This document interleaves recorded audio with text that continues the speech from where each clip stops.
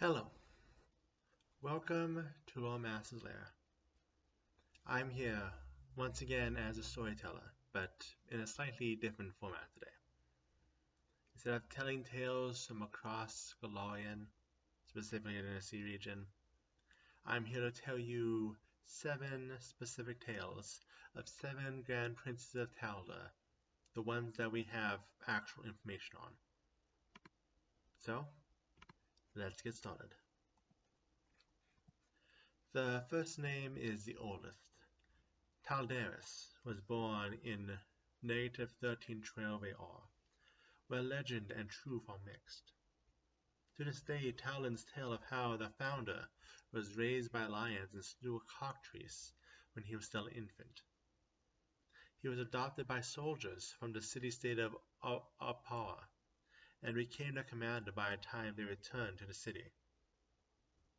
As he grew, he completed 12 great trials in his adopted city, the greatest one being the slaying of the Gorgasant, and therefore was crowned Grand Prince, which he would then use that title to begin conquering the many city-states in the area, becoming eventually the beginning of the nation of a united Taldor.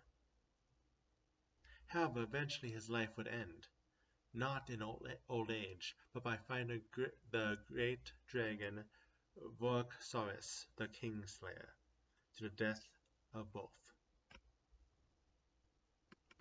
Another one known great from childhood, Syracuse was born 2048 AR, too sick to leave his bed, reading about great rulers before him. However, on his 8th birthday, he proclaimed himself healed and began embarking on an adventure. Well, so the story goes. He traveled through his youth and enjoyed hunting, but his respect for wildlife allowed him to handle them well, and even befriend a gorilla he named Mardu as an ally. He would eventually take the throne himself, but he immediately set about forming another army of exploration and leading it himself. Unfortunately, this was the 6th army, the one which ran afoul of the Gorilla King, and Syracuse fell to the tyrant in battle. We take a large leap forward towards Daniel, the 12th. Darwin Lear the 12th, yes. Born 3535 AR, he was senator under his cousin Parmain IV, working to ease the excess of the latter's rule. But when he heard word that his cousin potentially was considering ceding Isgard to Kellid rebels, he took actions. He fought through the orphan guards and killed his cousin, with the guards switching loyalty to him. Throughout his reign, he would work to put down slowly growing rebellious sentiment, but also founded many schools, including one of the main reasons we are here today, the Kitharorian Academy. Of course, not every Grand Prince is known for glory, but sometimes a mitigation of harm. Beldam I, who is also remembered for being killed by his wife when he jumped out to surprise her. Killed, by the way, by a bust of his own head at that. He was also the Grand Prince at the time of Cheliax's rebellion, being born 4029 AR. The even-tongued conquest was quite the loss for the Empire, but a pretty face is placed on the event, with Beldam praised for his negotiation skills and wisdom to be able to concede the nation's loss before even bigger losses were suffered. After all, Talon would have more enemies to face and more Grand Princes to face them. Janaris III was born 4279 AR, and by the time he was of age, Kadira had long occupied the lands to the south of Taldor, many of them being claimed as Taldor's own. He, as a young general, led his soldiers to victory after victory. This was only interrupted by being forced to take the crown after his brother's death, but in 2 years he marched back to the battlefield. It was now known as the Heaven Step Offensive. He charged and took several strategic points, one after the other, even taking on 6 generals in single combat, emerging victorious from each one. He would eventually die in an ambush not long afterwards, but his prowess in battle is well remembered.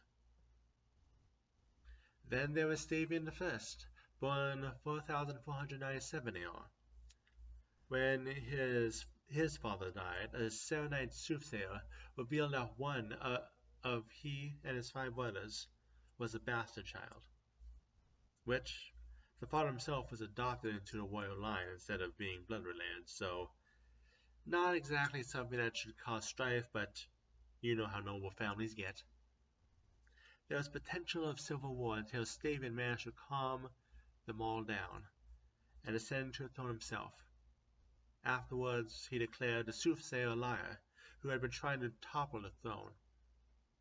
This eventually led to the persecution of Serenites within Taldor, an event remembered today as the Great Purge. Finally, we end with the previous Grand Prince, Stavian III. Born 4653 AR, he was unloved by his father, and he eventually would rise to the throne when his father passed. His eldest brother long ago passed from influenza and refused to be resurrected from Nirvana. Stavian III suffered from mental illness, and he spent most of his rule completely inept. He murdered his own son due to his popularity, and then attempted the same on his daughter when she tried to make it so that the crown could pass to a daughter. Though, he ended up killing himself in the crossfire of that latter event, creating the recent War for the Crown. Which brings us to the end of today's video. We may have bits and pieces of the newest ruler of the country, Grand Princess Euthymia, because the story is still in progress, but either way, a nice little break to prepare us for the coming of the Shining Kingdom in a few months. Well, because Bowser is now releasing books at the beginning of the months, just over a month now, but still. Either way, next time we still have plenty of Tianxi to look at, so let's take a little look at that time. But as for me, the storyteller, I hope you all have a good night.